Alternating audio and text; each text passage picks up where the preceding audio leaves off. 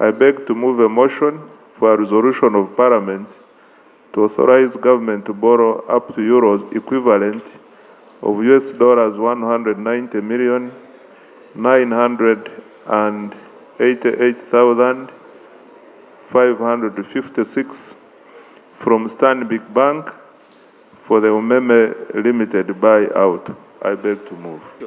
That given their observations and recommendations, the committee recommends that government approval to borrow up to euros of US dollars equivalent to $190,988,556 from Stanbic Bank for Umeme buyout be halted until the report of the Auditor General is presented to Parliament. I beg to move. How long does it take for you for finance to process a loan? Honorable members, let's put all this into consideration. One, are we ready to buy Umeme from? Then the other issue is the time aspect. We should be able to look at all that, those other issues. Parliament, if Parliament decides that we go up to next week, there is a high risk that we shall not conclude this process by end of March. As one of the conditions in this agreement is that we must waive our immunity. This agreement, the way I've read it, it erodes our sovereignty. Why? We are being subjected to the laws of English laws. Because I have the draft agreement here, I will let them. This mandate letter shows what the lenders are willing to offer us. If you read the figures here, it's talking about 225. That is what they committed to give us. And yet minister is bringing a proposal for 190. Whose figure is the truthful one? If we are borrowing 190, where is the offer letter for that borrowing from any bank? These are things we must be able to reconcile. We are aberrating from the well laid down foundations of this House. When submission after submission is in breach of Rule 80, 1, 2, and 3 of our rules of procedure, we are proceeding in a manner that is so strange that I've never met and witnessed in this House. The same government convinced us, some of us refused, when they came here waiving the same deadlines for Magola's factory. We said, do not pay any money until you have acquired shares in that factory. And that was the condition that was given by this Parliament. Immediately the Parliament passed, they went ahead and paid. Let him bring here, he committed, let him bring here a share certificate from that factory. Right, Honorable Speaker.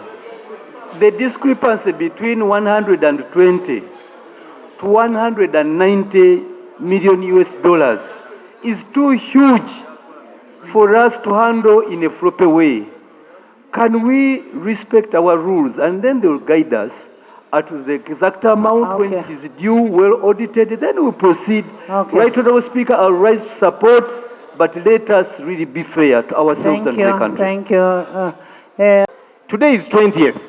Why are you coming on the 20th? Why are you not coming on 30th? Which law says you could not have come several months earlier? Because we knew that 31st March was coming. You didn't get to know about it last week. So it is wrong, Attorney General, for you to say government could not have come earlier. No, we should have begun to process all of these matters, especially because there are critical components. Are we going to carry that burden that we will incur the 10%, the 20% for delaying to honor the agreement? We were not here when the agreement was signed. I am sure the people who sat in this house okayed it, and they okayed it for the country. Thank you. The stakes are many, including the blackouts in the whole country. You will come here, honorable members, to ask again for an action. And government will say, we brought the document to Parliament and Parliament delayed. In fact, if the executive did not bring this, I would be comfortable. But now that they have brought it, let's return the risk to the executive. We are blaming people who have sat on their job. And because they have sat on their job, the taxpayer pays $19 million, is close to 35 billion shillings. Colleagues, we now need to see what can we do seriously about people who didn't do their job or who did their job badly. That's what we should be looking at. As far as the contract is concerned, I thought if we fail to pay by the 31st, it will be 10% for the first 30 to 45 days, 15% 46 to 90 days, and 20% after 91 days.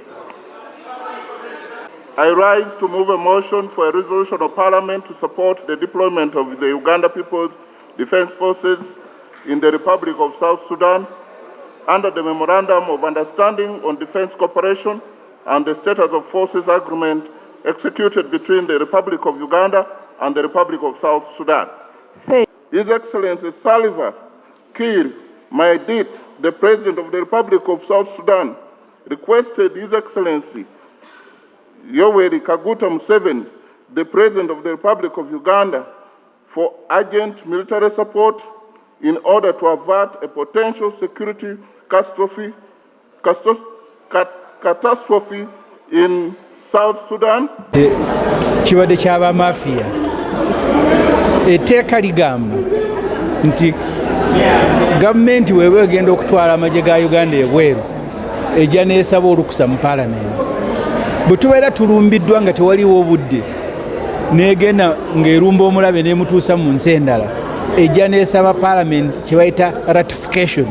Kati abafere bazze ne bagamba basaba Parliament support. Tebatukkiriza yadde okubaako kye twogera. Minisita bwe twamubuuza last week, nze namubuuza kennyini Minisita Oboth. Olwamubuuza n'agamba nti tamanyi kagenda abuuze. Part of some of the UPDF that have been taken to South Sudan were taken from my constituency. Until now, even 2 days, 3 days ago, on the 16th of this month, I lost 2 people. One was killed. He's called Okuliyirira Charles, a man of 26 years old. I've just said,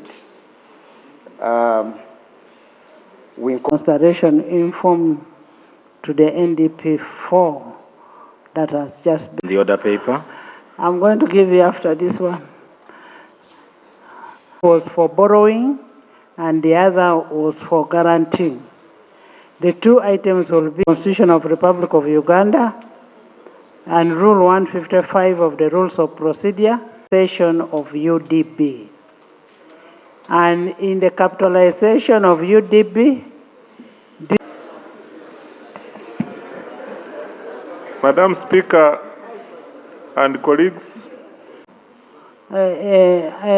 Ibrahim, I will give you, let's first have this one. Honorable Member, Section 24(1) of the Local Government Finance Commission Act, a report of its performance and the functions making such a recommendation. The report was brought over to Parliament by the chairperson. I now invite. All right, Honorable Speaker, I beg. Government. Honorable members, when the Local Government Finance Committee came to look at that, local government, Ethel, you may need to look at that. Next. Let me first get this report. I will give you. Item 26. Honorable members, Rule 147 of the Rules of Procedure of Parliament, day of March. However, 27th would fall on a weekend. Young man, no, he's my son. I'm ready to prove him wrong. If you permit, I'm ready to lay the second Minister of Policy statement on the floor. I have asked them again to bring. Because he's saying that they have come to apologize, not to complain that I'm saying you people didn't do your job. Because your colleague has conceded. What is the matter? One thing I'm sure of, the policy. Thank you, Derek. Financial year 2025-2026. I beg to lay. Thank you, Ethel. Lucy Akelo, I beg to lay the alternative policy statement for the East African community. Allow Thank me you. Respective sectoral committees, 2025. She's right there. You're welcome. 2030, together with the manpower plan and the program implementation action plan. Honorable, subject to addition of what was the